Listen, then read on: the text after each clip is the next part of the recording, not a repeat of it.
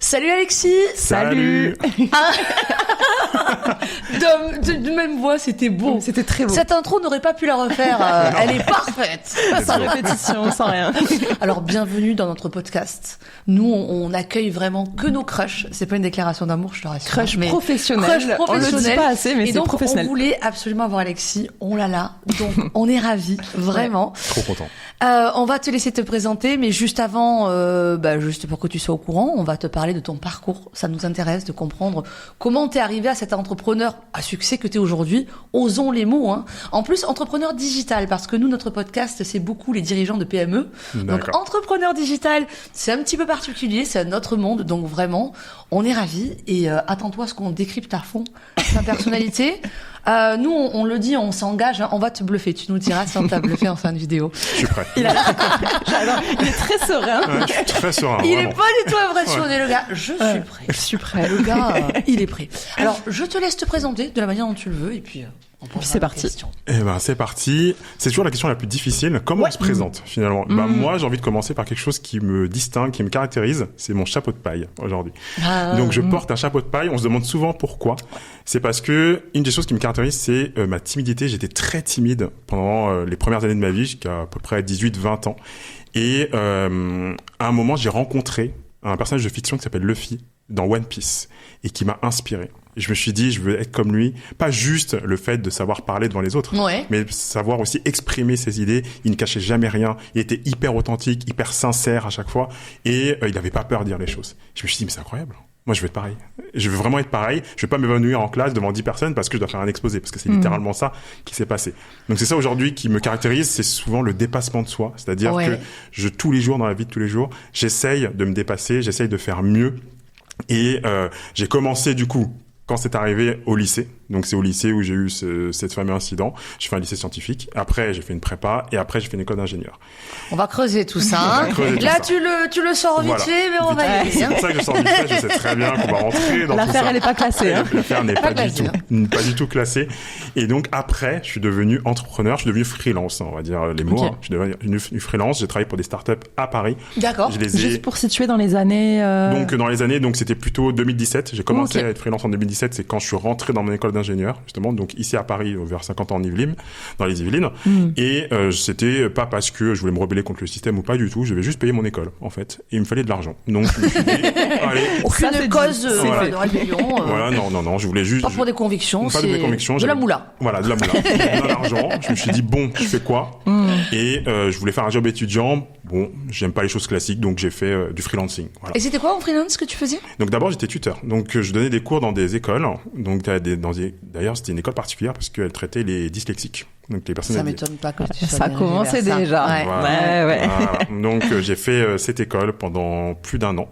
Et ensuite, j'ai été appelé par la start-up justement qui plaçait les tuteurs dans ces écoles pour maintenant recruter les personnes qui font le tutorat. Donc maintenant, je formais les gens et je leur faisais des formations en présentiel, justement, sur scène, à ce moment-là. Donc, c'était parmi mes premiers exercices vraiment sur scène. Et moi, j'adorais parce que, justement, j'ai eu mon expérience quelques années où je me suis épanoui. Et là, je commençais à faire des formations devant 50 personnes. Je commençais à leur parler, à leur présenter, à leur dire, bon, un tuteur, c'est ça, etc. Vraiment, j'étais vraiment la voix et la face de l'entreprise à ce moment-là, de la start-up, du coup. Et j'ai fait ça. Ensuite. Donc, t'étais déjà hyper opérationnel et finalement hyper dans le monde du travail alors que t'avais même pas ton diplôme, quoi. Rien. T'étais déjà un gros débrouillard. Exactement. Okay. J'étais en 3e année d'école, année Bac plus 3, et j'étais déjà, dans le monde du travail plein lancé. Okay. Mais quand t'étais en classe, du coup, ça se passait comment? T'aimais? Tu subissais chaque seconde? C'était comment? Franchement, j'adorais ce que je faisais. Je faisais de l'aéronautique. Ok. J'adorais les transports. Alors, on pourra en parler des transports, mais je suis un gros fan des transports. Ah non, mais là, il y a un truc, là. Tellement fan que, quand j'étais petit, je dessinais les cartes de transport de ma ville, à Lyon. J'ai habité à Lyon pendant une vingtaine d'années. Donc, je dessinais les plans de métro chez moi, au métro, et je les envoyais, en fait, à l'entreprise qui gère les transports de Lyon. Et t'as jamais su pourquoi? J'ai jamais su pourquoi. Okay. J'étais trop fan. Mon petit frère aussi était fan, donc on était bien entre fans et tout. Vraiment, on prenait les Legos, on construisait comme ça des métros et tout. On disait, ce métro doit aller là-bas. Je me souviens, un jour, j'ai pété un câble au lycée.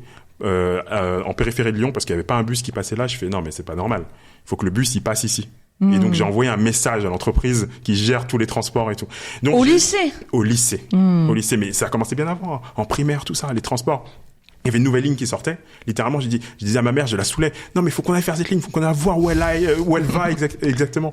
Et donc, naturellement, j'ai fait une école d'ingénieur dans les transports. D'accord. Donc, t'étais finalement, si on reprend, t'aimais l'école, t'étais un bon élève. Ouais. T'étais juste timide, donc assez effacé. Et en fait, moi, et c'est là, tu vois, alors, on va déjà creuser le premier point. C'est marrant parce que t'as l'air complètement dans la norme, suivre les rails et complètement dans le système, et en même temps complètement à part. Est-ce que tu arrives à avoir ce que je veux dire? Est-ce que tu veux développer? Parce que je peux préciser si jamais pourquoi je dis ça. Mais j'ai vraiment ce sentiment que tu arrives à conjuguer les deux extrêmes, qui est être un oiseau libre. Voilà, moi je vois un peu comme un oiseau libre. Et en même temps, tu t'épanouis dans ce système qui, à la base, n'est pas fait pour toi. Exactement. Et il m'a fallu beaucoup de temps pour réaliser que le système n'était pas fait pour moi, parce que moi, non, il n'est pas fait pour toi. Vraiment, j'ai pensé pendant 20 ans que j'étais vraiment un enfant du système, que je devais suivre le système. Mais tout le monde le pensait autour de moi. Et même dans mon environnement familial, dans mes proches, on me disait, ouais, t'es le premier de la classe, vas-y, tu vas faire une école d'ingénieur, ensuite tu vas prendre un CDI, tu seras bien et tout. Vraiment un produit du système. Et je me voyais vraiment être au sommet du système à un moment. Ouais. Même quand j'étais petit, je disais à ma mère, je vais être le président de France. T'avais déjà une mission de dingue. Voilà. Ouais. Donc vraiment, je voulais être à la tête du système. Mais, en fait, je me suis rendu compte que, de par ma personnalité, un peu même d'introverti, et j'étais pas très à l'aise socialement. Donc déjà, ça me mettait un peu à la marge des autres. Donc déjà, premier point qui m'a alerté. Non, mais un garçon qui a 15 ans écrit à une entreprise parce que ça va pas, le système ferroviaire ou routier, il peut pas être pas à la marge. C'est ça. Tu vois, on va le dire, t'étais peut-être surdoué ou quelque chose, t'es au potentiel ou... J'ai même pas fait les tests, etc. J'en sais rien, pour le coup. Tu as une conscience. J'avais une conscience. Qui est pas de quelqu'un de 14 ans. Donc déjà, je sais pas toi si tu voudrais rebondir sur non, mais complètement. Mais là où c'est surprenant, c'est parce qu'en fait, le discours de oui, moi j'étais différent et tout, on l'a souvent entendu, il y en a plein qui ont ressenti cette différence. Mais là où toi, tu m'intrigues, c'est que, en fait, sur le papier, t'as tout, comme tu dis, du mec qui était bon pour le système. Et en fait, c'est bien parce que moi, j'ai rencontré plutôt des gens qui étaient rebelles en mode, ouais, moi c'était pas fait pour moi, j'écris ma boîte et tout. Et toi, ce qui est trop bizarre, et on va creuser, j'ai l'impression que ça va être le fil conducteur, j'ai l'impression que tout te va. C'est-à-dire que vraiment, tout te va. Une nouvelle ligne de métro, ça me va, c'est ma passion. Les études, c'est ma passion. Redémarrer de zéro, ça me va. En fait, tout te va. Plutôt aller chercher les ingénieurs, quand même, ils sont pas les plus doués pour aller chercher du boulot, ils sont timides. Mais oui. Mais malgré ça, tu es timide, ça lui va. Ça te va, il va te suffire de t'améliorer. Exactement. Alors, mais t'es pas bisounours, c'est juste ça te va. Ouais. C'est pas pareil. Ouais, et justement, je rebondis sur le mot passion parce que les transports, ça me passionnait, mais les études en elles-mêmes, tu vois, elles étaient bien. Moi, j'ai bien aimé les études, mais c'est pas une passion non plus, tu vois. Il y a des choses que je faisais, c'était pas passionnant, mais s'il fallait les faire, tu vois, je les faisais. Moi, je me suis rendu compte vraiment, c'est par rapport au système de manière générale. Tu sais, il faut monter les étages un par un, tu vois, tu fais un bac plus 5 ensuite. Ça va pas assez vite pour toi. Non, mais c'est même pas ça. C'est que moi, je me disais, c'est vraiment la voie à suivre et je suis fait pour suivre cette voie. Et en plus, je pense aussi, comme je viens d'une famille un peu vraiment très pauvre et tout, je voulais vraiment aussi rendre fiers mes parents. Il y a vraiment cette histoire aussi. Ça joue, oui. Et je me suis dit, ouais, je vais continuer dans ce système-là. Il faut vraiment que je sorte. Je savais aussi que ça allait pour mon père et ma mère, en fait, que je sorte diplômé d'une grande école, ça allait être un gros accomplissement pour eux, déjà. Donc, en fait, je me suis rendu compte que je faisais ça beaucoup pour eux aussi. Oui. Tu t'en es rendu compte à quel âge t'as fait ce constat-là? Vraiment, quand j'étais déjà en école d'ingé, j'avais presque terminé. Ok. Et c'est quand je m'en suis rendu compte, après que j'ai eu le diplôme, que là, je me suis dit, bon, c'est bien, pendant une vingtaine d'années, j'ai fait comme mon environnement familial le voulait, mais en fait, c'est pas ça qui me passionne, c'est pas ça que j'ai envie de faire. Moi, j'avais découvert entre-temps, parce que j'ai commencé du coup freelancing avant le diplôme, quelques années avant, bac plus 3, et je me suis dit, non, moi, je veux tester le freelancing maintenant, je veux pas aller dans un CDI, pas faire du 9h, 17h et tout, ça correspondait pas du tout à mon rythme en plus, vraiment, je suis pas du tout comme ça, j'ai un rythme biologique qui a rien à voir. Ouais. Et je me suis dit, non, c'est fini, suivre les codes, c'est terminé. Allez. Et j'ai démissionné. En fait, c'est rigolo parce que j'ai l'impression que t'es quelqu'un... C'est terminé. J'ai joué le jeu pendant 20 ans. J'ai tout donné, là. Laissez-moi tranquille. C'est exactement ça. C'est exactement ce que j'ai dit. Oui, mais t'en as pas souffert. C'est juste que c'est quand toi, c'est fini, c'est fini. Ouais, quand c'est fini. Exactement. Quand c'est fini. Voilà. Les gars, j'ai joué le jeu. En plus, c'est genre le dossier, il est nickel. Il est nickel chrome. Nickel chrome. Ça, c'est bien pour les partenariats. On sait que tu laisses les choses nickel chrome. Je suis sûre que l'annonce aux parents, elle a été très propre. Point 1, point 2, voici les raisons. Tout était clean, tu sais. J'ai une anecdote d'ailleurs là-dessus, c'est que à chaque fois que je quitte un endroit, ou je quitte carrément une situation, je je peux pas m'empêcher de laisser un peu une sorte d'héritage, quelque chose qui permet d'améliorer le système dans lequel j'étais. C'est incroyable. Attends, tu dis pas je laisse un dossier, tu dis je laisse un héritage. Non mais carrément, parce que c'est fort ce que tu dis, je sais pas si tu le vois, mais parce que je vais vous donner les exemples. Au lycée, quand j'ai quitté mon lycée, qui m'a quand même supporté pendant 6 ans, parce que j'ai fait 3 années du coup seconde jusqu'à la terminale, et j'ai fait 3 années de prépa aussi, dans le même lycée. Et le dernier jour de la prépa, donc de la 3e année, je vais voir ma prof de physique et mon prof de sciences de l'ingénieur, et j'avais noté en fait toute l'année tout ce qui allait pas. C'est pas vrai. Tout ce qui allait pas. Quand on faisait nous on fait des cols en fait en prépa, donc c'est des examens à l'oral en fait toutes les 2 semaines, on est interrogé.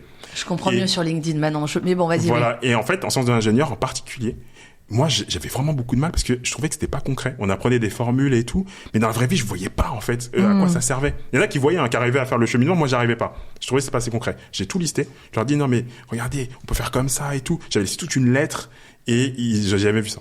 J'ai vu ça et ils ont fait ça. T'as appris aux profs, en fait, c'est ce que t'es en train de me dire. Je leur ai laissé une lettre. Tu leur as appris comment faire mieux? Non, mais c'est vrai, comment optimiser. Voilà, je leur ai laissé une lettre. Mais j'adore. Et du coup, quand j'ai du coup eu mon CDI pendant quelques mois et que je l'ai quitté du coup pour être freelance juste après mon diplôme, pareil, j'ai laissé en fait tout un guide à mon département au ministère des Armées. Je leur ai dit, j'ai dit à mon N+1, bon bah voilà, ce qu'on pourrait améliorer, etc. Et je fais toujours ça en fait. Et c'est pour ça que LinkedIn, en fait, il faut qu'on s'arrête et là qu'on passe au point. En fait, LinkedIn, c'est que la continuité, ouais. En fait, alors moi déjà sur LinkedIn, alors tu vois ça, moi je fais vraiment confiance à mon intuition et je m'étais dit mais ce mec-là il est différent. Des formateurs LinkedIn, il y en a. Et je m'étais dit, moi j'aime les gens qui creusent, j'aime les gens qui vont dans la profondeur, tu vois. Et quand j'ai commencé à regarder ton live, je me disais moi je n'étais pas censée le regarder, je suis pas concernée parce que je suis qu'un peu sur LinkedIn. Et je t'ai trouvé tellement passionnant que j'ai continué à regarder sans raison pendant une demi-heure. Je me dis, le gars est fort. On parlera plus tard de cette manière que t'as de happer les gens en vidéo. Mais aussi, je m'étais dit, j'ai jamais vu quelqu'un, en tout cas de ce que je vois. Moi aussi, j'ai fait un bac scientifique, mais j'étais nulle. Mais, parce que j'allais pas en cours. C'est autre chose. Mais je n'ai jamais vu quelqu'un qui arrivait autant à structurer sa pensée et à nous la communiquer de manière simple et à nous proposer des choses hyper actionnables. Et en fait, tout ça réuni, je m'étais dit, ce mec est incroyable parce que c'est extrêmement difficile à faire. De simplifier le complexe tout en ayant une maîtrise absolue du complexe, c'est très dur. Et de nous donner en plus des choses actionnables dans l'heure. Parce que tu as dit, il faut le faire maintenant, là. Et d'ailleurs, je l'avais fait. Elle aime bien quand on lui donne les actions. C'est qui est génial. C'est-à-dire qu'en général, on va être honnête, la plupart des formateurs, la plupart des profs, la plupart des gens qui transmettent, qui aiment transmettre, ils vont transmettre de leur connaissance et on en reste là. Toi, tu passes ta vie à optimiser. J'aimerais que tu rebondisses là-dessus. Okay. Parce que non, franchement. Là, maintenant, de suite. Non, mais c'est vrai, c'est qu'il y a vraiment quelque chose parce que tu rends, je vais dire un truc moi qui me touche, mais tu rends le monde meilleur parce que par exemple, ça te servait à rien de laisser ça à ton école, ça te servait à rien. Tu n'y as pas d'intérêt personnel. Et donc, moi, ce qui me touche là-dedans, c'est que, tu as cette mentalité de vouloir optimiser, mais tu as aussi cette mentalité de vouloir rendre le monde meilleur. Ça compte pour toi. Je veux dire, les transports, c'est pour ça que tu devais bien aimer aussi, c'est que ça touche énormément de gens. Tu vois, toutes classes confondues. T'as pas pris, je sais pas moi, tu vois, tu nous as parlé d'aéronautique, je crois. Mais ce qui te plaisait, c'est le transport parce que ça touche tout le monde. Et moi, je suis sûre que tu vois, c'est hyper fort ce que t'as en toi et je pense que sur LinkedIn, tu fais partie des rares qui peut, je vais dire un mot, tu vois, qui fait bullshit, mais qui l'est pas, mais changer des vies, vraiment. Parce que c'est ce que t'apportes autour. Tu vois, c'est tout un mindset et tout, et moi, ça me touche. Et puis, c'est la porte à côté, tu vois, c'est pas, tu t'es spécialisé dans, je sais pas, les jets privés dans tel pays, aux Émirats Arabes Unis, tu vois, c'était vraiment, depuis toujours, t'es attiré par ce qui se passe à côté de chez toi et sur la masse. C'est deux choses différentes. Il y a à la fois le côté, t'as besoin de te confronter à quelque chose de proche de toi pour vraiment étudier à fond. Et il y a le côté aussi la masse, le plus de gens possible. Parce que tu vois, t'as pas fait, je sais pas, un petit groupe à côté, t'as pas fait une petite asso bénévole à côté pour aider 5 personnes. C'est LinkedIn, tu vois, quand même. T'es présent aujourd'hui sur LinkedIn, t'essaies de toucher le plus de monde possible. Donc je pense qu'il y a 2 facteurs très forts chez toi par rapport à ça, ouais. Et quand il parle d'héritage, tu vois, c'est un mot qui est super fort. Est-ce que toi, je sais pas pourquoi je te demande ça, mais est-ce que tu peux réagir sur ça? Parce que tu vois, ça va dans une mission de vie pour moi, ça, tu vois. C'est plus que... Ben, moi, j'ai l'impression, après, j'aime pas faire de la psychologie de comptoir, mais il y a allez. Allons-y. On est que entre nous, de toute façon. Et, non, mais j'ai l'impression que c'est un peu la revanche de ta vie, dans le sens où personne t'a rien fait, t'as pas été persécuté non plus, mais c'est le côté un peu revanche d'une vie, dans le sens où tu te dis, ok, moi, j'ai démarré, tu l'as dit, je l'invente pas, mais tu venais d'une famille un peu pauvre. Et donc, tu t'es dit, très. Et du coup, en fait, tu dis, ok, les cartes qu'on m'a données, franchement, les gars, elles sont pas incroyables, mais c'est aussi ta manière de dire, c'est un peu un pied de nez aussi de tenez quand même. Voilà, moi j'ai laissé ma marque. Ça prouve aussi que même si mes cartes n'étaient vraiment pas faux folles, il y a moyen de faire des choses. Et c'est plus fort que toi, parce que je pense que plus tu passes des steps. En fait, ça m'étonne pas que tu aimes c'est un manga, c'est ça? One Piece, ouais. Ouais, voilà, One Piece. Et en fait, c'est ça, c'est que j'ai l'impression que dès qu'un step est fini, tu vas vers l'héritage suivant. C'est pas des paliers de vie, c'est un héritage qui en chasse un autre, Totalement. Et aujourd'hui, t'es sur LinkedIn, mais même si LinkedIn n'y a plus, t'auras quand même un héritage, c'est sûr. Votre avis, monsieur Makunga? Tellement de choses à dire là-dessus. Déjà, moi, je m'intéresse au sujet qui, moi, m'affecte directement dans mon quotidien. Et ça se sent. C'est quelque chose qui me concerne. Je vais prendre les deux exemples qu'on traite depuis tout à l'heure. Les transports, c'est quelque chose que je prenais au quotidien. On n'a jamais eu de voiture dans ma famille, donc on se déplaçait tous les jours en transport. Et donc, fatalement, à un moment, je me suis dit, bon, il y a des trucs qui vont pas dans ces transports-là, et je le voyais autour de moi. Première chose. Deuxième chose, sur LinkedIn, c'est un peu plus... Oui, mais attends, il y a plein de gens... Moi, il y a plein de trucs qui me vont pas. C'est ça, exactement. Après, c'est un personnage. Moi, perso... On voit pas de lettres. Voilà, ça me va pas, mais bon... Personne n'a jamais rien reçu. Hein. Moi, je laisse comme ça. Je râle un bon coup, je dis, ah là là, les transports toulousains, et voilà. Et voilà, on passe à autre chose. Une petite plainte sur LinkedIn et on n'en parle plus. Un petit post, et puis voilà. Là, mais je souligne parce que c'est important. Toi, tu fais pas que râler, quoi. Voilà, je fais pas que râler, exactement. Mais le sujet, c'est vraiment quelque chose qui va m'affecter au quotidien. Vraiment au quotidien, tous les jours. Et LinkedIn, c'est plus subtil parce que, en fait, LinkedIn, moi, a libéré ma parole. Oh. C'est-à-dire que, je suis très timide, je ne pouvais pas soutenir une conversation. Par exemple, il y a 10 ans, je ne pouvais pas vous parler comme ça, littéralement. J'aurais eu trop peur, je serais en train de trembler, je serais en train de chercher mes mots. Littéralement, on n'aurait pas fait 5 minutes de podcast, hein, je vous le dis direct. Là, c'est plus le cas. Et justement, LinkedIn a été un step pour moi. C'est-à-dire que, premier mois, j'arrive sur LinkedIn, je me dis, bon, là, il faut t'exprimer. Allez, c'est pas à l'oral, les gens ne te voient pas et tout. Écris un truc. Écris 2-3 phrases et tu les publies. Vraiment, j'étais comme ça. Et j'ai tremblé pendant 3 semaines avant d'appuyer sur publier. Oh, c'est beau. Et juste pour resituer, parce que LinkedIn a beaucoup changé. Quand t'as commencé, c'était ce qu'on appelle l'ancien LinkedIn ou c'était... On était déjà en train de faire la transition. Ouais, ok. Ouais. 2021 quand même. Ça commence à être un peu plus, on parle de soi, etc. Ouais, vraiment, okay. Il y avait déjà des influenceurs un peu, les premiers en fait. Ok, les premiers, ouais, les premiers. Donc eux, ils étaient déjà là. Et donc j'ai commencé à prendre la parole sur LinkedIn et ça m'a vraiment libéré parce que 1 post, 2 posts, 3 posts, 6 posts, tu vois que les gens te jugent pas. Les gens même commencent à te dire, ah, c'est bien ce que tu racontes, ça peut être intéressant. Je fais, ouais, je t'ai fait toute une montagne pendant 3 semaines. 3 semaines. Le post était prêt, il était écrit, il était déjà dans LinkedIn. J'ai pas appuyé. Littéralement. Et donc, pourquoi maintenant je suis en train d'optimiser LinkedIn? Parce que je vois autour de moi. Optimiser, on y revient. Et voilà. Pourquoi? Mais moi, je l'ai déjà dit, j'ai déjà sorti le mot héritage pour LinkedIn. Moi, je dis souvent. Ah oui? Bien sûr. Je dis souvent que d'ici 3-5 ans, je vais quitter LinkedIn. Je le dis à mes proches. Ça m'étonne. Tu vois, voilà. C'est sûr. je le dis. Et on s'est pas concerté avant, voilà. je le dis. Je le dis, je l'ai encore dit la semaine dernière. Dans 3-5 ans, je vais quitter LinkedIn et je vais laisser quelque chose sur LinkedIn. Tu vois. Je vais marquer LinkedIn aussi. Parce que je vois tous les jours des clients, des amis, des partenaires, ils veulent prendre la parole sur LinkedIn, ils n'y arrivent pas. J'ai l'impression qu'ils n'ont rien à raconter. Ils ont peur du jugement des autres, des critiques. Là, hier, j'ai une cliente encore. Elle m'a dit un truc qui m'a incroyable. Ça m'a rappelé le Alexis d'avant. Elle m'a dit, non, mais si je dis ça et tout, on va pas me prendre au sérieux, machin. Je fais, quoi? T'as accompagné 500 clients. Bah oui. Avec les techniques. Et ça a marché. Pourquoi on te prenait pas au sérieux? Pourquoi on te croirait pas, tu vois? Et ça m'a vraiment rappelé quelque chose. Je me suis dit, non, mais il y a quelque chose à faire, là. Il faut vraiment que je transmette, que j'arrive à faire comprendre à tout le monde, que j'arrive à les inspirer à prendre la parole sur LinkedIn, qui sont légitimes. En fait. Et voilà, c'est pour ça que je m'attaque aussi à LinkedIn. Et du coup, moi, ça m'intéresse. Alors, il y a 2 choses qui m'intéressent. On commence par ce que tu veux. Ta timidité, comment t'as réussi quand même à la transformer? Ça, j'aimerais qu'on en parle parce que aujourd'hui, encore une fois, c'est l'héritage. Hein, je suis un ancien timide et je vous aide aujourd'hui parce qu'il y en a beaucoup qui n'osent pas, comme tu dis, et tu les aides à prendre la parole et je pense que c'est un encouragement, quoi. En fait, tu es plus que formateur, tu encourages les gens au quotidien, hein, on va être d'accord. Ça, j'aimerais qu'on voit ce sujet. Et un autre, tu commences par celui que tu veux.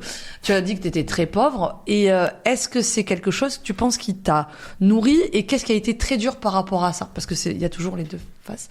Je te laisse commencer par la question que tu souhaites. On va prendre la pauvreté. Allez. Alors, ça paraît paradoxal, mais moi, je me rendais pas compte au début qu'on était pauvre. Ouais. Pourtant, on a été à la rue et tout. On a été à la rue, machin. Ah oui, vécu...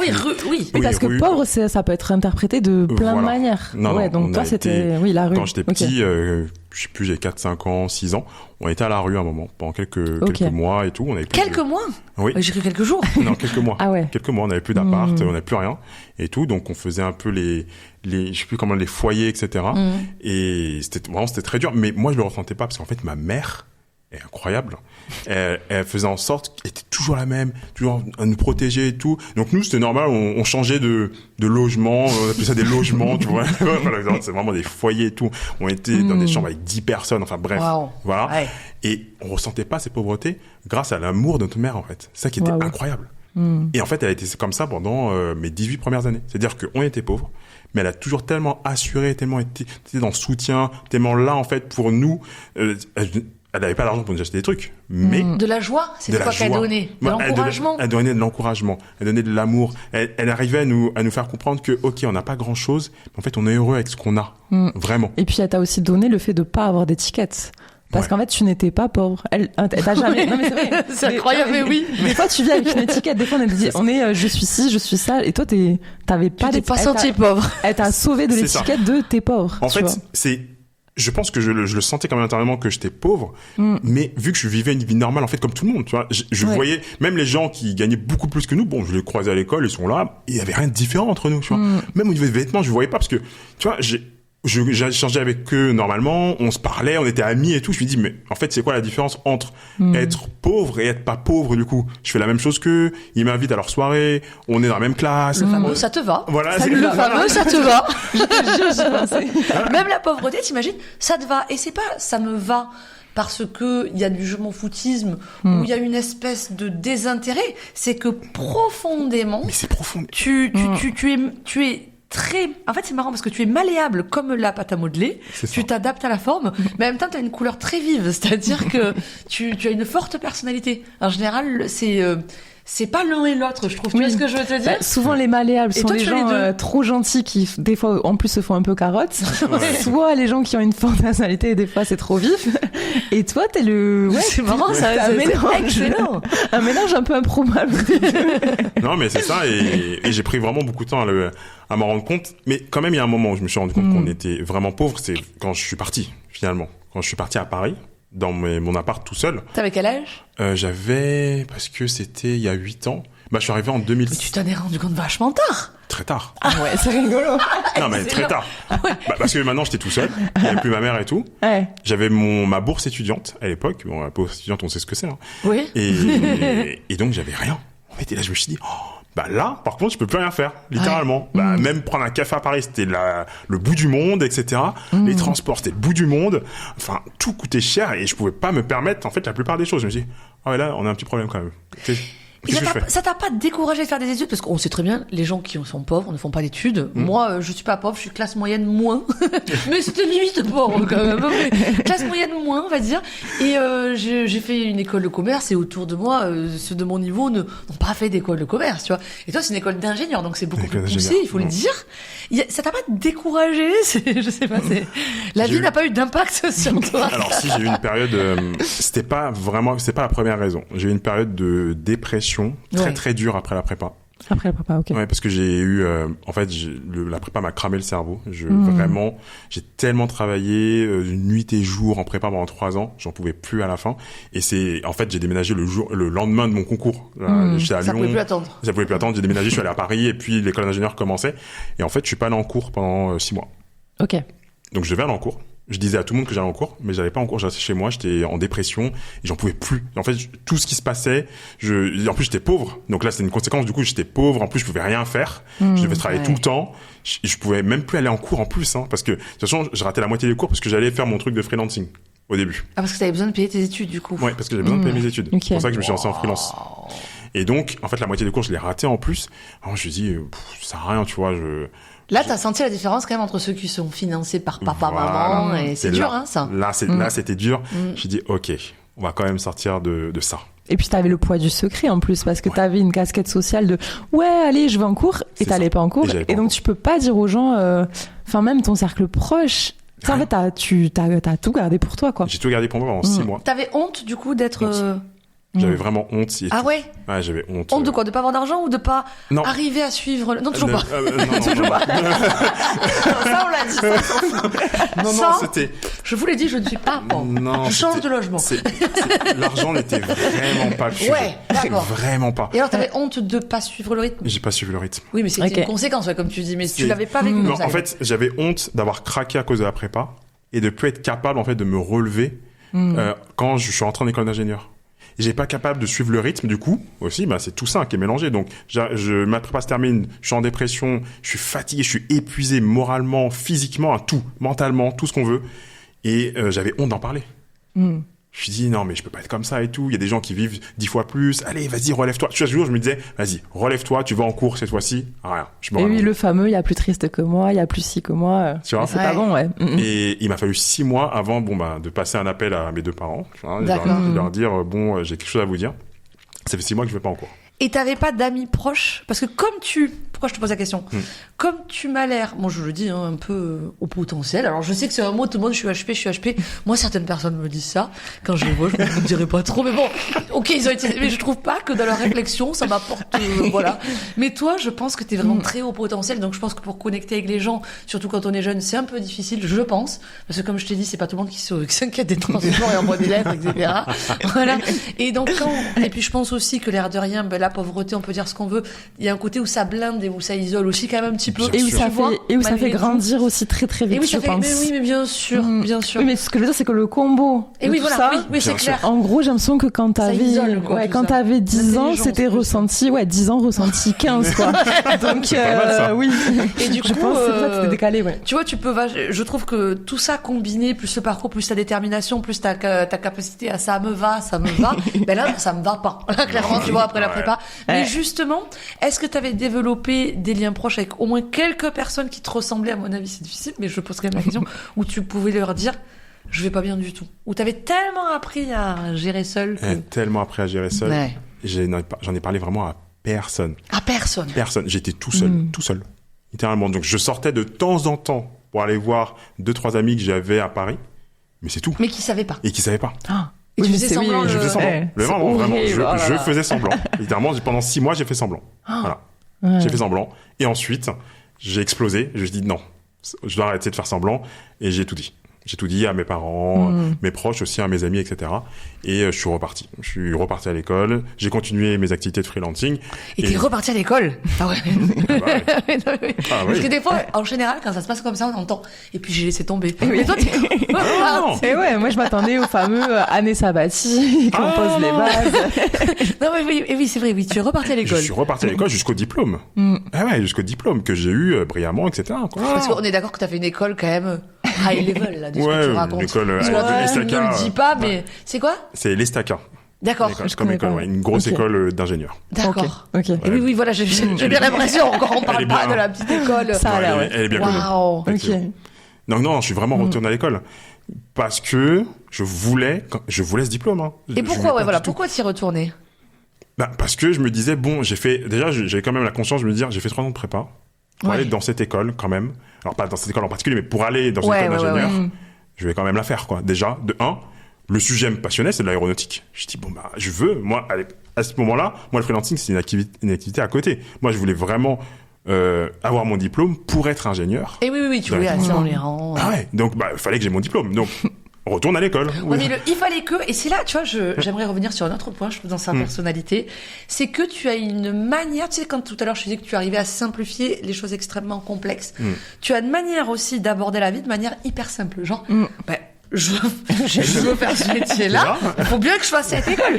Quand des millions d'étudiants craquent, on voit les reportages à la télé sur tous les burn-out, les gens qui ont craqué. Toi, c'est juste aussi simple que fallait bien que je la fasse. Exact. Et tout comme ça, j'ai l'impression dans ta vie, et d'une extrême simplicité au final. T'as une clarté mentale. Je sais pas si tu peux m'aider, Nathan, mais tu sais, j'ai rarement vu ça quand même. En fait, c'est bien parce que tu fais partie de ces gens où c'est comme si tu disais j'ai pas le choix, mais le j'ai pas le choix, ça amène aussi des gens qui sont très extrêmes et qui font des trucs un peu parfois fous.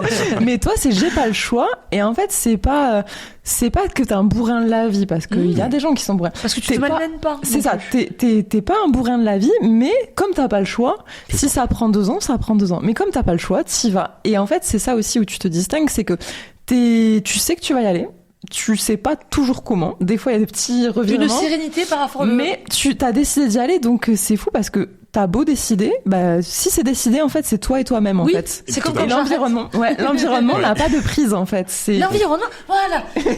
C'est ça. L'environnement n'a c'est pas exactement de ça. prise. Tu avances sereinement. Et là, tu vois, par exemple, t'étais en train de péter un câble, d'être dans un lit, mais c'est pas grave, je reprends gentiment le chemin de l'école. Exactement. L'environnement n'a aucune incidence sur mes décisions. Aucune. Amis, famille, rien. Ouais. Pour toi, c'est simple. Quand j'ai décidé d'un truc, je le fais. Mais parce que j'ai l'impression que tu fonctionnes pas comme beaucoup de gens. C'est-à-dire que, tu sais, généralement, quand t'étudies un sujet, quel qu'il soit, en fait, souvent, on voit les choses par étapes. Tu vois, toi, par exemple, t'es vachement étape. Moi, je pense aussi. En fait, tu prends un sujet, on peut le prendre... Allez, je m'avance. Je veux dire que ça marche pour tout, mais j'en sais rien. On prend tous les sujets, n'importe lequel. J'ai l'impression que, tu sais, c'est étape 1, j'étudie. Étape 2, clac, clac, clac. Et tu sais, c'est un peu comme un sommaire, A, B, C, D, E, F. Et toi, j'ai l'impression que c'est plus comme un escargot. Tu pars de là. Et en fait, toi, tu étudies des concepts. C'est-à-dire que chaque... Le domaine d'une vie est un concept, que ce soit l'amitié c'est un concept, les transports en commun c'est un concept. Et en fait toi tu fais des petits escargots comme ça et tu te déplaces. C'est trop ça. Un peu, tu déplaces le pion jusqu'à arriver au truc final, mais que tu décides. C'est pas les règles du jeu de société, c'est toi qui décides. Et tu fais des petits ronds comme ça. Et puis c'est le chemin, c'est le chemin. Il faut le marcher. C'est ça. Il faut le marcher. Tu vois comme dans l'escargot, on marche. Il y a pas d'autre chose à faire que marcher. Allons-y à notre rythme. C'est incroyable. Ah bon? On me l'a jamais sorti en fait. Et je trouve c'est exactement ça. Mais tant mieux, écoute, c'est... Non, c'est ça. Mais parce que je pense que tu l'as peut-être pas vu. Parce que nous, on t'entend parler, on se dit, il y a un truc. Il y a un truc. Comment il fait pour rendre les choses aussi simples? Tu vois, il y a quelque chose derrière. La technique de l'escargot. Faudra que tu la transmettes, ça, là. On va le breveter. Encore un héritage que tu vois. Encore un héritage. Et oui. Non, mais c'est vrai. C'est pour ça aussi que je pense que les gens disent oui mais avec lui c'est pas pareil parce que tu sais souvent il y a des protocoles. Alors je dis pas que les formations sont nulles, hein, c'est juste qu'il y a de tout. Il y a des bonnes formations je pense, mais il y a beaucoup de formations où c'est des étapes, c'est-à-dire voilà de 0 à 10 tu fais ci, de 10 à 20 tu fais ça. Et je pense que toi t'as dit non. Et en fait c'est pour ça qu'il a dit au revoir à l'école quand t'as pris la décision, t'as dit c'est fini parce que l'escargot il est terminé en fait. Non mais c'est ça en fait. Mais oui. C'est vraiment ça. Et la timidité, par contre, on en a pas parlé. Alors, allez, je sais pas si tu deuxième voulais... sujet. Ouais. La timidité. J'aimerais juste rebondir sur une dernière chose. Moi, j'aimerais connaître. Après, on passe à la timidité. Mais encore une fois, moi, je m'appuie sur Nathalie quand j'ai pas la réponse. J'adore qu'elle complète. Alors là, des fois, elle se dit, j'espère que j'aurai la réponse. Mais tu me balances. Mais il y a quelque chose aussi où tu as la confiance quand même du résultat absolu. T'es au fond de ton lit. On revient. Tu sais, les dépressions. Moi, j'ai connu des gens dépressifs. C'est très dur. Je les ai vus au fond du lit. Des fois, voilà, à ne pas sortir pendant des jours. Et toi, tu te dis, bon, voilà, puis j'ai repris le chemin de l'école, voilà. Et en fait, est-ce que, alors d'abord, je te pose la question, puis après à toi, mais est-ce que tu as une foi absolue dans le fait qu'il y a le résultat, ou le résultat, tu le vois même pas, c'est juste un peu à la Jésus, lève-toi et marche. Tu vois, tu reprends la marche et puis on y va. C'est quoi, en fait? C'est la foi absolue dans le résultat. Oh. C'est-à-dire que je sais que le résultat est atteignable. Et en plus que je peux le faire. Donc, à un moment, je sais que si je me mets en mouvement, je vais atteindre ce résultat. Il y a zéro doute là-dessus. Wow. Et dans tout ce que je fais dans la vie. On peut reprendre par exemple les lives sur LinkedIn. Parce que c'est un secret de personne, j'utilise tes lives pour vendre mon programme LinkedIn. Bah oui, c'est une bonne manière d'ailleurs. Ouais, voilà, on est là pour ça. C'est une très bonne manière. L'année dernière, quand j'ai commencé à faire ces lives devant 300 personnes, j'avais une foi absolue dans le résultat. Je l'avais jamais fait, je savais pas comment ça marchait, j'avais pris 0 formation pour faire des lives, je savais pas faire des séquences mail et rien. J'ai dit bon, non, je vais juste faire mon live, je vais me surpasser comme d'habitude et il y aura du résultat. Et il y a eu le résultat sur ça. Et voilà, donc j'ai une foi absolue dans le résultat, toujours. Ouais. Toujours. De toujours, t'as été comme ça. Non, mais toujours. J'ai toujours eu comme ça. Et du coup. Ça se voit dans le nom vers parfois, du coup, je me prends des claques aussi, hein. Ouais. C'est-à-dire que le résultat ne vient pas. Mais à la fois suivante, même si c'est la même expérience, je me dis, non, mais cette fois-ci, t'inquiète, il y aura le résultat. Après, ça se transmet aussi parce que, Pardon. Parce que ça se transmet aussi. Je pense que ta maman, elle avait la foi absolue que t'aurais un toit sur la tête, tu vois. Ouais. Donc, je pense que cette foi, en fait, elle te l'a mis dans chaque cellule de ta peau, tu vois. Je pense que ça... Ah, je sais pas, mais j'ai Oui, parce que l'impression. finalement, que tu vives aussi bien cette extrême pauvreté, parce qu'on peut dire le mot quand même, tu vois, à ce point-là, et que tu n'avais même pas sorti. Voilà. T'étais juste en balade dans Paris où tu vivais. Mais du coup, je pense qu'elle devait se dire, non, mais on va s'en sortir, on va réussir. Et je suis la chair de poule. Et tu as cette même fibre du... Non, c'est faux absolu. J'ai pas d'autre mot. Non, mais justement, en parlant de ma mère, justement, moi, elle m'a toujours dit depuis que je suis tout petit, non, mais je sais que tu vas réussir. Elle me disait toujours ça. Ah, mais j'ai la chair de poule. Oui, mais le dire et te le transmettre pour que toi tu le retransmettes, c'est pas pareil. Ah, bah oui, parce qu'on peut le dire et. Oui, mais parce qu'elle avait la foi. Donc c'est 2 fois. Oui, mais ce que je veux dire, c'est que lui, il a récupéré. J'ai récupéré ça. J'ai récupéré ça. Et je l'ai amplifié. Parce que moi, je suis encore. Parce que là, actuellement. La fameuse optimisation. Même dans la foi. Même dans la foi, tu vois. Parce que ma mère, en fait, moi, je lui raconte ce que je fais en tant qu'entrepreneur et tout. Et parfois, elle dit non, mais t'es sûr que ça va marcher et tout. Je fais 100%. Ça va marcher, je te le dis. Je vais faire ça va marcher. Tu verras. Alors que parfois, je l'ai jamais fait et tout. Donc, moi, je l'ai même amplifié derrière. Et moi, ça veut dire que j'aimerais juste finir sur ça. Donc ça veut dire que l'échec, parce que moi je suis pas comme ça, et ça j'ai envie de m'inspirer de toi. Moi, si je vis à l'échec, elle le sait. Oh là là, oui. Je mets du temps pour m'en remettre, et puis bon après je repars parce que je suis déterminée. Mais j'ai du mal à y croire à 100% au deuxième coup. Toi, si t'as un échec, le deuxième coup, tu te dis c'est pas grave, j'y recrois à 100%. Alors justement, moi quand j'ai un échec, je suis pareil. Je suis vraiment en déprime totale. Toi aussi, t'es dramatique. Mais vraiment, c'est la fin du monde. J'ai un échec, surtout sur quelque chose où je me suis dit ça allait marcher. Eh oui, là, c'est catastrophique. D'accord. Par contre, dès que je vais sortir de ça. Eh oui, voilà. C'est comme la dépression, quoi. C'est ça. Je vais sortir de ça, je vais y retourner, et là, ça va marcher. Vraiment, je me dis ça. Mais généralement, ce que je fais aussi, c'est que j'apprends quand même pas mal de mes échecs et je me dis, je vais pas recommencer de la même manière. Je vais peut-être changer un peu la trajectoire, etc. Donc, je recommence pas tout à fait de la même manière. Mais tu y recrois à 100%. Mais j'y Parce que moi, j'ose plus après, tu vois, y recroire, ça va me blesser, tu vois. Mais toi, non. Moi, je vais y aller. Et même si je me reprends un deuxième mur, je me reprends un troisième mur, j'y retourne. C'est quelque chose qui me tient à cœur. Je vais y retourner. Oh, tu vas le réécouter ce passage. Ah ouais, je te jure, mais je me le suis dit, je te jure, en boucle. Tac, tac, tac. Ok. Désolée, je vous ai coupé. Non, vas-y. C'était pour moi en plus. C'était son moment coaching. Non, moi j'ai une question parce que en fait, quand tu dis oui, voilà, moi j'ai la foi absolue que ça va marcher et tout, je sais que tu le penses profondément, mais je me dis des fois ça peut être un peu mal interprété. Tu sais, ce truc de ça va marcher, c'est sûr que ça va marcher. Est-ce que parce que tu sais, tu pourrais, alors moi évidemment je le pense pas, mais tu pourrais passer pour quelqu'un d'arrogant. Est-ce que si demain on te dit non mais t'es super arrogant, est-ce que ça te vexe ou pas? On me l'a dit plusieurs fois. Ah bon? Oui, parce que j'ai l'impression que c'est un peu mal vu cette foi, tu vois. À l'école, comme j'étais toujours premier de la classe, et que je le disais en plus. C'était toujours premier en plus de ça. Et je le disais ouvertement, j'ai été premier jusqu'au lycée. Non, mais ça, personne fait ça. Après, j'ai quand même rencontré des gens qui étaient très, très, très forts. Et tout le monde au collège me disait que je suis arrogant. Ok. Mais ça te vexe ou pas? Moi, c'est ça ma question. Au début, ça m'a vexé, ouais. Ok. Je me suis dit, mais non, je suis pas arrogant et tout. C'est les faits, tu vois. Je suis. Puis de quoi tu es fier, quoi? Voilà, je suis fier. C'est les faits, les gars. Voilà. Mais vraiment, je dois être fier. Je suis fier et tout. Je suis premier, voilà. C'est tout.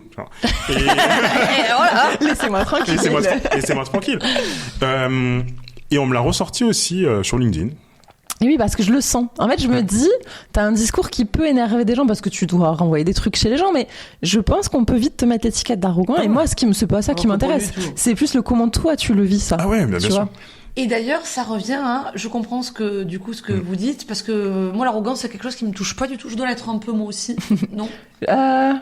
Non, fière, je suis fière. Non, c'est pas pareil, ouais. Et quand les gens, tu sais, des fois les gens sont là, oh il est arrogant. Alors moi c'est quelque chose qui me touche pas. Si la personne est arrogante, je m'en fous. Je peux bien l'aimer. Alors qu'il y a radin, je peux pas. Tu vois, ça m'embête. Non mais voilà, tu vois, il y a des choses comme ça, je peux pas. Non, au moins c'est dit, le message est passé. Pas de radin, tu m'invites. C'était tu radin. payes ton resto. Non, mais ça m'est déjà arrivé d'inviter. On m'a pas invité en retour, j'aime pas ça. Non, et pour en revenir à ça, est-ce que c'est pas aussi que attends, je disais quoi sur l'arrogance? Sur l'arrogance, je commence à comprendre ce que vous dites. Ah oui, voilà. Oui. C'est que moi, j'ai pas, en fait, il y a plusieurs choses. C'est que tu aimes le travail bien fait, tu aimes les choses bien faites, tu aimes aller jusqu'au bout. Mais finalement, toi, ton but, j'ai l'impression, tu me diras si je me trompe ou pas, ton but ultime, c'est pas d'être le premier, c'est d'être différent et d'apporter quelque chose de différent. Et tu veux être fier de ça. Tu vois, genre, c'est le fameux héritage. Mais du coup, t'as même pas, j'ai l'impression, l'arrogance de vouloir être le number one. Parce que finalement, number one de quoi? Et après, les conséquences, par contre, de ton travail, c'est que tu es très doué, en tout cas dans ce que tu apportes, c'est quelque chose qui va changer le quotidien, la vie des gens, le transport, le fameux.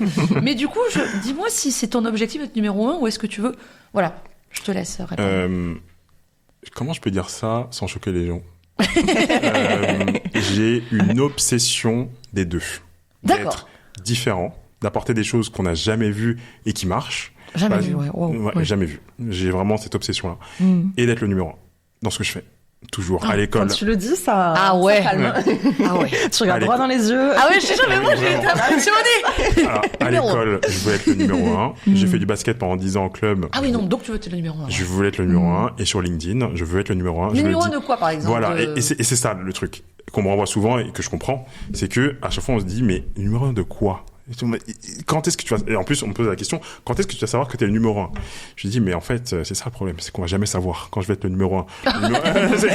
Le numéro 1, c'est très subjectif. C'est le numéro 1 de quoi déjà? En termes de nombre de clients accompagnés, en termes de personnes qui seront présentes dans ton live, en termes de chiffre d'affaires, sachant que bon, on va le mesurer comment, tu vois? Pas tout le monde va dire en public, ouais, moi je fais tel, ça, tu vois. Puis en plus, donc, faut vérifier. Hein. Voilà, et en plus, faut vérifier. Donc, numéro 1 de quoi, finalement? Et en fait, je me suis rendu compte parce que j'ai eu l'impression de toucher ça du doigt l'année dernière avec mes lives, c'est que, à un moment, tout le monde, même des gens qui avaient fait d'autres formations LinkedIn, de personnes très très connues, même plus encore connues que moi sur LinkedIn, disaient, j'ai testé tout sur LinkedIn, je n'ai jamais vu ça, c'est la meilleure formation que j'ai vue, littéralement. Des gens qui avaient payé, mais aussi des gens qui n'avaient pas payé, qui avaient juste assisté au live. Ah mais moi le live, je l'avais dit, il y a de la valeur, il faut que je m'arrête et tout. Il y a des gens qui sont venus, qui étaient coachs en prise de parole, qui étaient des experts, des conférenciers, ils sont venus en DM LinkedIn pour me dire, je n'ai jamais vu une telle séquence de vente. Je n'étais pas concerné, j'ai fait acheter, mon gars. Je te dis. Oh, j'adore. Je sais pas comment t'as créé ce besoin. Et attends. Et là, juste pour faire la conclusion de ça. Et là, en fait, tu vois, même si c'était pas labellisé que j'étais numéro 1, je sentais quand même que je m'étais élevé dans le jeu de LinkedIn, que j'avais apporté quelque chose. Non, mais ça rejoint mon point, hein, parce que j'ai cru que ça allait pas que je m'étais trompée. Ça rejoint mon point. Non, c'est que tu vas être le numéro 1 dans le sens, j'ai marqué mon héritage, voilà. Je suis là, je suis Alexis, et les autres sont petits par rapport à moi. Quand je dis ça, c'est pas du tout malsain, parce que moi aussi, dans ce cas-là, je veux être numéro 1 en France. Je voulais le faire en 6 mois, j'étais dégoûtée, je me dis, ça va pas sur LinkedIn, moi, c'est autre chose, mon jeu, mon terrain de jeu, mais oui, toi, tu veux, en gros, j'image beaucoup, mais c'est en gros une statue où on se rappelle de toi, on dit, voilà, cet homme sous la statue, cet homme a transformé le game. C'est ça, en fait. C'est tellement ça. C'est tellement ça. C'est tellement ça. Et c'est exactement ce que t'as dit, c'est que je suis pas du tout dans une optique d'écraser les autres. Au contraire. Ça se voit. Moi, je veux élever tout le monde, tout le marché. Mais on a vu le live, hein. T'as tout donné. Mais déjà, les gens se rendent pas compte. Je fais un live public sur LinkedIn. Ouais. Tous mes concurrents, ils font des lives en privé. Zoom, Webinar Jam et tout. Moi, je le fais en public. Hein. C'est-à-dire que mon concurrent, il veut tout me voler. Il vient juste sur mon live. Hein. Il voit tout. Oui, c'est vrai. Voilà. Mais ça prouve, et excuse-moi, je fais une parenthèse, la confiance absolue que t'as en toi, parce que même moi, j'ai peur qu'on vole des trucs alors que j'ai pas grand chose en plus. Mais tu vois, toi, quand je t'ai vu faire ce live, je me suis dit, ah ouais, bon, je veux dire, gros, il y a des couilles quand même, parce que on peut te déposséder. Tout. Ils peuvent me prendre les gens qui sont inscrits. T'as une foi absolue. Ils peuvent me prendre le contenu du live, tout. Rien. Il y a encore hier quelqu'un qui m'a dit, non, mais tu peux pas faire ça. Et bon, et t'as pas peur? Je dis, mais non, mais peur de quoi? Je lui ai montré les résultats. T'as bien vu les 2 lives la dernière fois. Ouais. Attends. Après, t'as pris de l'avance aussi, hein. Mais non, mais il y a la concurrence, quand même. La grosse concurrence est forte. Ah non, la concurrence est forte. Il y a de gros concurrents. Prends des gros risques. Oui, mais c'est pas un risque, en fait. Oui, mais t'es pas fou. Tu sais que tu... C'est pas un risque. Ouais. C'est pas un risque. C'est pas un risque. Je l'ai fait. Je me l'aurais écouté, ça aussi. Non, mais quand on a l'impression de prendre un risque, il faut poser rationnellement la chose. Moi, je dis souvent, il y a 2 étapes. Tu fais le test d'abord. Donc, j'ai testé 2 fois l'année dernière. 2 gros lives, 2 gros challenges LinkedIn. Résultat de malade. Voilà. Mes concurrents, ils ont eu aucun impact là-dessus. Et pour te dire, le premier live, juillet 2024, j'ai fait mon live en même temps que ma plus grosse concurrente de l'époque. Okay. Le live, il avait été fait en même temps, le même jour, la même heure, même offre, pratiquement. Bordel. Même programme. On a fait le même résultat. Ah ouais, bien. Voilà, on a fait un très gros résultat et tout. Voilà.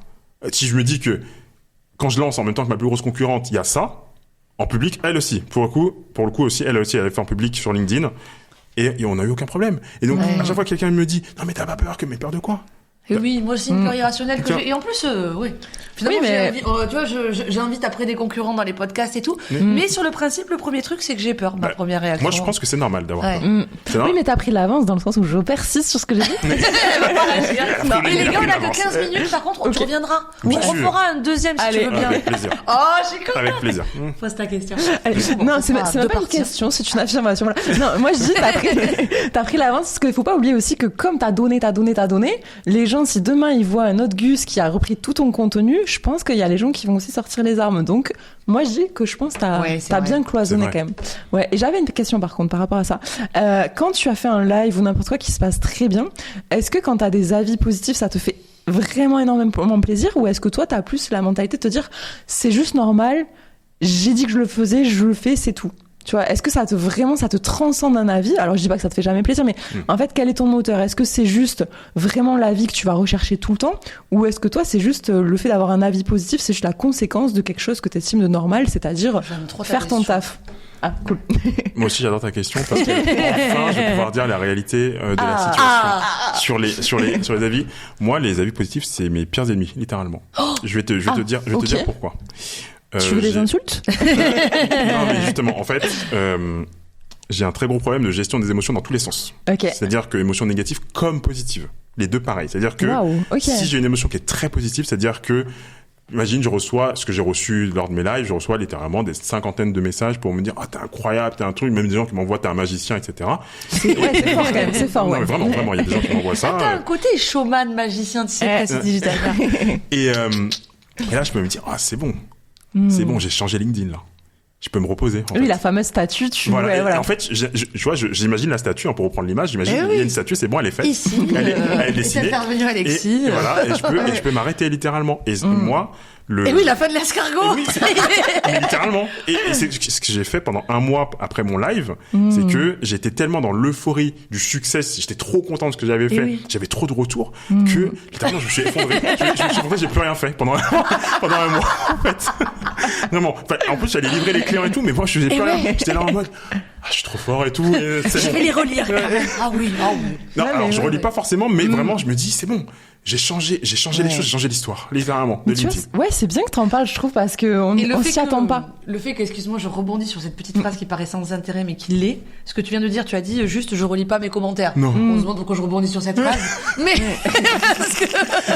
parce que, en fait, c'est ça, tu pars sans te retourner. J'ai remarqué, c'est-à-dire que tu fais ce que t'as, et c'est pour ça que t'es très humble, t'es pas du tout arrogant pour moi, parce que tu fais ce que t'as à faire, tu donnes le maximum, t'optimises, et après tu pars sans te retourner, tu vois. Bon, c'est un truc éphémère, je l'ai fait une fois, c'est bon, je m'en vais ensuite. Les gens t'appellent, et toi tu continues. C'est pas un honneur en toi-même, c'est vraiment, j'ai transmis mon héritage, au revoir les gars, et les bravo et tout, tu t'en vas, quoi, c'est fini. Voilà, je l'écoute une fois, je l'ai lu une fois, ok, c'est très bien, je suis content, et ensuite je m'en vais. Littéralement, j'ai fait mon œuvre. Mais vraiment. Non mais c'est ouais. Et puis c'est rigolo parce que j'ai l'impression que t'as les problématiques qui sont pas liées à ton secteur. Ce que je veux dire par là, c'est que tu vis des trucs que peuvent sûrement vivre des acteurs, ce qu'on appelle les acteurs bankable. Alors j'en connais pas personnellement, mais je sais que j'ai l'impression que c'est des gens qui vivent le truc où on se dit mais c'est génial, ces gens-là ils ont une vie incroyable.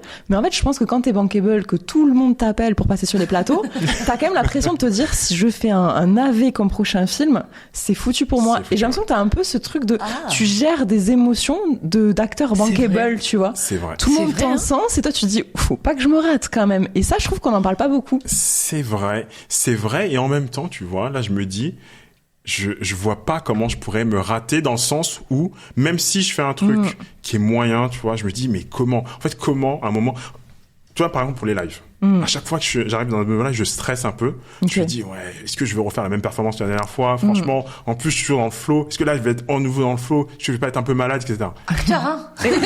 C'est l'acteur manqué du moment. J'adore. Je fais toujours soit quelque chose de bien de correct soit quelque chose différent peut-être de différent soit quelque chose de phénoménal tu vois je me dis en fait j'ai atteint un moment je parle de quelque chose que je connais par cœur littéralement par cœur je pourrais faire un cours LinkedIn pendant 10 heures d'affilée. C'est le côté rationnel de l'ingénieur je rationalise je dis non ça peut pas rater t'as ça, t'as préparé. Alors bien sûr, j'ai rien préparé. Par exemple, j'ai pas fait mes slides le jour J. Bah ouais, là, je vais paniquer un peu, machin. Ouais. Bah non, tu vois, tout est prêt. Je vais parler d'un truc dont j'ai parlé 100 fois. J'accompagne des centaines de clients. qu'est-ce qui va m'arriver? Alors, j'aimerais rebondir sur ça, et après, il faudra finir. On a plus que 10 minutes, les amis. Quand tu dis tout est prêt, en fait, tu sais, j'adore, moi, regarder la gestuelle des gens. Et quand tu dis tout est prêt, en fait, j'ai l'impression que toute ta vie, c'est ça aussi, c'est que tu prépares les choses dans l'ombre. Et donc, il n'y a pas de surprise. Un peu comme une équation. Oh, ça remonte les souvenirs, mais tu sais, c'est comme si t'as pas de surprise parce que le calcul, il est posé et l'équation, elle peut que tomber juste, en fait. Donc, tu as l'assurance de quelqu'un qui a déjà, qui sait résoudre l'équation. C'est vrai. Et j'ai l'impression que dans ta vie, tout est comme ça. Il y a tout qui est prêt. Et donc, le résultat, c'est que la conséquence de ces causes-là qui ont été bien préparées, tu vois. C'est exactement ça. Donc, il n'y a pas vraiment de... Non. Et à un moment, je me suis posé la question, je me dis, est-ce que je me prépare trop à un moment aussi? Est-ce que je laisse pas un peu de place je laisse pas de place du tout à l'imprévu, par exemple. Et j'ai essayé quand même de temps en temps de me dire bon, prépare un peu moins, vas-y comme ça, etc. pour voir, parce que c'est vrai que je suis vraiment dans la préparation, pas extrême justement. Je prépare, je fais mon truc et j'y vais quoi. Par exemple, je vais pas préparer ma prise de parole, je vais pas par exemple m'entraîner devant un miroir pendant des heures. Non, d'ailleurs je répète jamais littéralement parce que je suis toujours en mode conférence quand je parle avec des gens. Et toujours, c'est-à-dire que je m'entraîne tous les jours finalement. C'est vrai. Quand je parle à mes clients, quand je parle à mes partenaires, des choses comme ça. Donc, je m'entraîne pas formellement, mais je m'entraîne quand même dans la vie de tous les jours. Donc, non, je fais pas de la surpréparation, mais c'est vrai que j'aime bien quand juste c'est prêt, comme je me l'imagine. De base. Voilà, les slides sont prêtes, j'ai mon plan qui est prêt et tout. Pas besoin d'écrire le texte, pas grave. Je vais l'improviser en direct parce que je connais le sujet à 100%, je l'ai dit 100 fois, mais c'est prêt. Voilà, c'est tout. Et là, je me dis, il peut rien se passer, littéralement. Ce qui peut se passer, c'est StreamYard qui bug, j'ai mon micro qui a un problème, mais ça, c'est pas en mon contrôle, pour le coup. Et oui, donc et puis après, c'est faux absolu, et puis on voit ce qu'on a le résultat. Exactement. Il reste 10 minutes, je pense qu'on va se diriger du coup vers la fin. Ouais. Moi, j'aimerais savoir, tu vois, on sait que tu raisonnes en escargot maintenant. C'est pour nous. Là, dans le game LinkedIn, t'as quand même bien avancé. Tu fais partie des rares qui vivent vraiment de cette activité. Parce que moi, je pensais que les gens étaient plus ou moins sincères, et j'ai rencontré beaucoup de gens qui disent en vivre, puis en vivent pas vraiment. Voilà, le fameux fake it until you make it. Donc toi, c'est pas le cas. Et en fait, à quel point tu penses que t'as né du game dans l'escargot, et qu'est-ce qui te reste à accomplir d'après toi? C'est un peu vaste, mais j'avais envie de la poser, cette question. Moi, je pense que je suis au tout début du game. Ah bon? D'accord. Ah bon? Ok. J'ai passé quelques steps importants.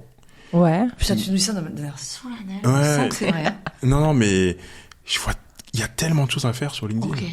En même temps, tu voulais être président quand t'étais petit, donc je pense que LinkedIn, t'as des ambitions fortes. Je vais vous dire des choses que, on dit pas souvent quand on fait de l'accompagnement, mais moi, j'ai beaucoup de clients, ils vont pas jusqu'au bout des accompagnements. Ils ont pas, tu vois, la vie n'est pas transformée après l'accompagnement comme ils le voulaient. Moi, je vois encore des ratés dans les accompagnements que j'ai, qui sont 100% de ma responsabilité, parce qu'il y a un truc qu'on n'a pas assez développé, il y a un truc, ce client-là, on n'était pas assez expert de son domaine, donc on lui a pas apporté exactement ce qu'il voulait. Il a eu des résultats, ok, il a fait plus de visibilité, ok, mais je suis frustré parce que il a pas eu, par exemple, assez de clients, assez de leads. Ok, il a eu 2-3 leads bien de bons contrats, mais est-ce qu'il va réussir à maintenir ça? Moi, je vois, par exemple, quand je vois quelqu'un, il a fait 6 mois d'accompagnement avec moi, le 7e mois, il commence à se décourager parce que je suis plus là.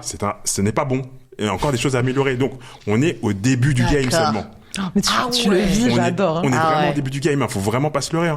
Et ça, il y a personne qui va vous le dire, mais pourtant c'est la réalité. Moi, je peux le dire face time, vraiment. Il y a plein de clients avec qui on n'atteint pas les résultats qu'on aurait voulu avoir au début. On a plein de résultats, trop bien. On a des clients toujours, ça, oui, on les a. On a des leads, on a des vues, etc. Ok, c'est bien.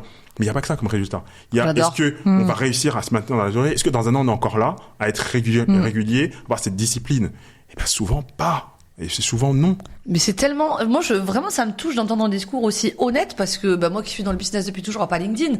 Mais c'est compliqué le business, c'est pas juste tu fais ça puis dans 3 mois ça n'existe pas. Exactement. Ou alors t'es arrivé à un âge d'or qui n'existe plus, et nous on a raté le train, et aujourd'hui c'est plus le cas. Donc à part période exceptionnelle où tu peux effectivement te faufiler, sinon il va falloir être régulier. Et moi j'adore ce genre de discours, parce que moi personnellement ça me donne beaucoup plus envie d'adhérer. Ça doit être un peu plus dur parce que c'est de la surenchère, c'est de la surpromesse. Donc toi, tu te positionnes comme celui qui promet moins. C'est ça aussi qui m'intéressait dans ton profil. Alors, en fait, c'est ça que j'ai un peu craqué, je pense, dans mes lives, c'est que on peut surpromettre, mais en étant justement réaliste. Ah mais voilà. Attends, mais cette phrase, elle est folle. Non, mais moi j'adore la surpromesse réaliste. J'adore. Exactement. J'adore. C'est pour ça que les gens adhèrent à mes lives autant. Ouais. Okay. Et justement, là, je suis en train de faire mon challenge actuellement, c'est de la surpromesse réaliste, en fait. Ouais, moi je fais pareil sans le vouloir. Et voilà. J'adore. Parce qu'en fait, pourquoi on n'irait pas chercher une projection si elle est possible? Il faut pas dire, tu vois, ça fait pas rêver de dire le truc moyen. Mais si c'est accessible, allons-y le chercher ensemble. On ne dit pas qu'on l'atteint, mais c'est possible, c'est réaliste. C'est possible, tu vois. Je vais donner un exemple concret, un seul. Okay. Par exemple, il y a un truc que moi je fais que aucun de mes concurrents va faire. C'est que j'ai développé une petite équipe, on est deux dedans, et on va chercher, nous, les prospects actifs et qualifiés en temps réel pour nos prospects. Même de la formation. Donc c'est une formation, normalement on fait pas de presta. Ben si, on a juste mis un chouïa de presta dans la formation, où on dit bon, non, si on les laisse faire, ils prennent des mois à aller chercher leurs prospects. Non, nous on fait ça en quelques minutes, quelques heures. On va leur créer des feeds personnalisés, ils vont traquer en direct les posts de leurs prospects qui sont en train de parler de leurs problématiques là dans LinkedIn. On a juste mis ça comme sur promesse réaliste, parce que c'est nous qui le faisons en plus, pour le coup. Et ça a fait cartonner le programme. Ah ouais, carrément. Parce moi là, j'ai les yeux qui brillent. On était les seuls, enfin toujours les seuls, à faire ça dans un modèle formation accessible. Donc c'est ça sur promesse réaliste. C'est quelque chose qu'on n'a jamais vu, quelque chose que tout le monde veut et qu'on peut délivrer tout de suite. C'est ça en fait qui fait la différence. Mais ça, c'est que le début du game encore. C'est que le début du game. C'est que le début du game encore. Par exemple, là, attends, quelle heure il est? Désolée, je regarde. C'est pas très professionnel parce que je suis la maître du temps. Je prends mon rôle très à cœur. Il reste que 4 minutes, donc on va devoir conclure, mais j'aimerais juste que tu me dises, ok, t'es au début du game. Alors, je m'attendais pas à cette réponse du coup. Ah bon? Mais moi, j'avais l'impression que t'avais presque fini le game. Qu'est-ce que tu aimerais? Qu'est-ce que tu te souhaites? Est-ce que tu te souhaites des choses dans l'avenir? Est-ce que tu as une vision? Ou est-ce que t'es en train de chiner pour observer ce que tu peux améliorer? Qu'est-ce que tu te souhaites sur LinkedIn, là, on va dire, pour 2025-2026? Alors j'ai un souhait très personnel déjà par rapport à moi, qui n'a rien à voir avec mes clients, mon audience.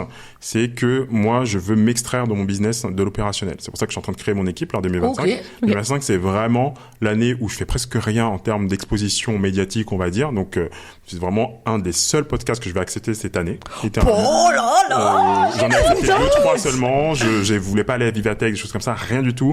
Là je me concentre. On est chanceuse. Je me concentre vraiment sur structurer la boîte, l'équipe, etc. Parce que je veux sortir en 2026 de l'opérationnel à 90%, 95% pour avoir plus de temps pour moi, pour des projets perso et maintenant pour les clients, pour mon audience. Moi, j'ai notre objectif maintenant, c'est que d'ici 2026, j'arrive à avoir 100% de taux de résultat sur mes clients sur le long terme. Ok, bien sûr.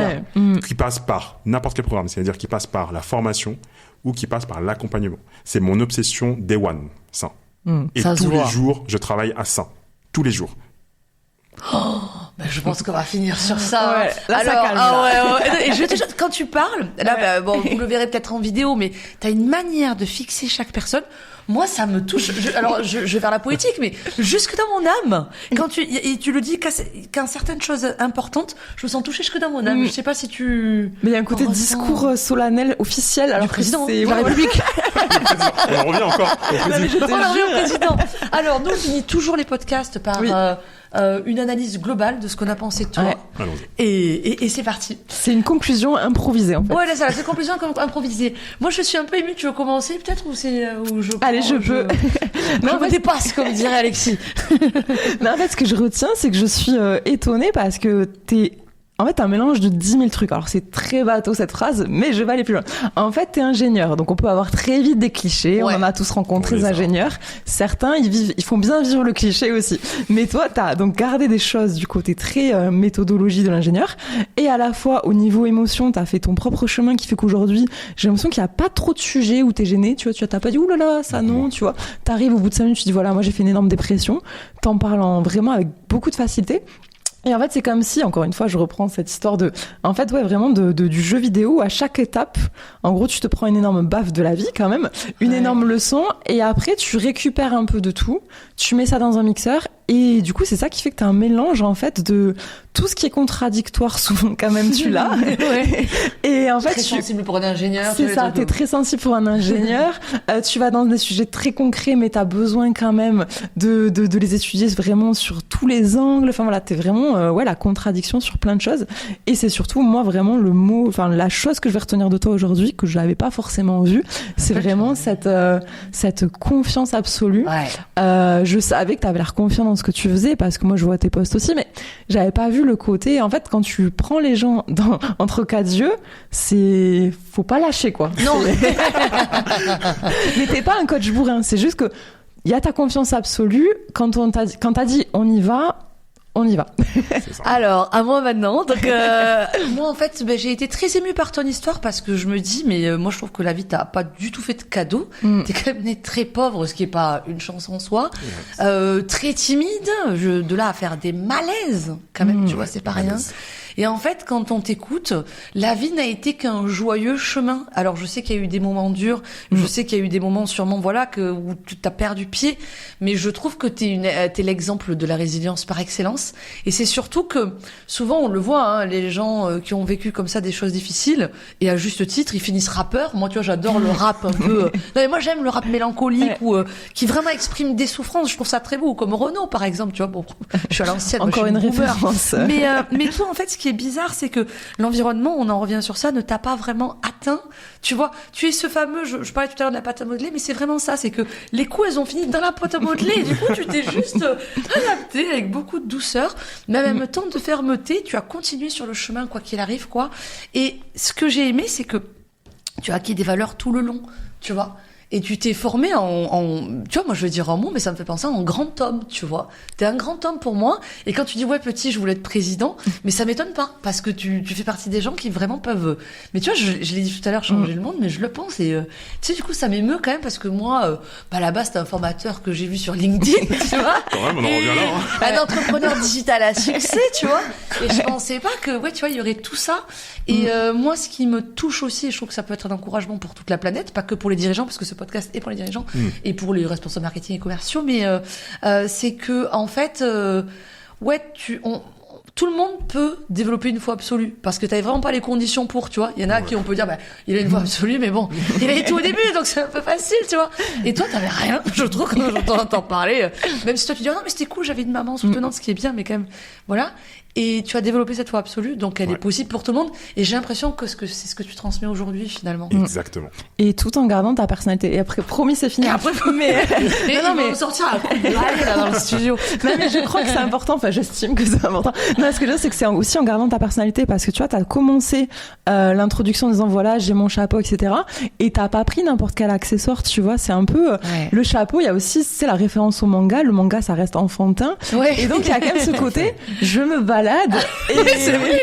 Et tu vois, t'as quand même ce côté, t'as pas pris la casquette en mode, ouais, la vie, elle m'atteint pas. C'est très cliché ce que je dis, mais bon, c'est pour imaginer un peu. Et donc, du coup, ce chapeau, je trouve que quand même, c'est un symbole fort que t'envoies aussi, c'est restez qui vous êtes, ça va bien se passer, quoi. Exactement. J'aurais pas dit mieux. Ah. Bon, on va se quitter. J'ai plus les mots, moi. Mais tu reviendras, du coup. Je reviendrai avec grand plaisir. Même si t'as dit que tu faisais pas de podcast cette année. Non, mais c'est nous. C'est bon. C'est vrai, on est validés. Vous êtes validés. Top là. Top là, ma pote. Bon, au revoir tout le monde. Hein. Salut. On reviendra. Salut, ciao.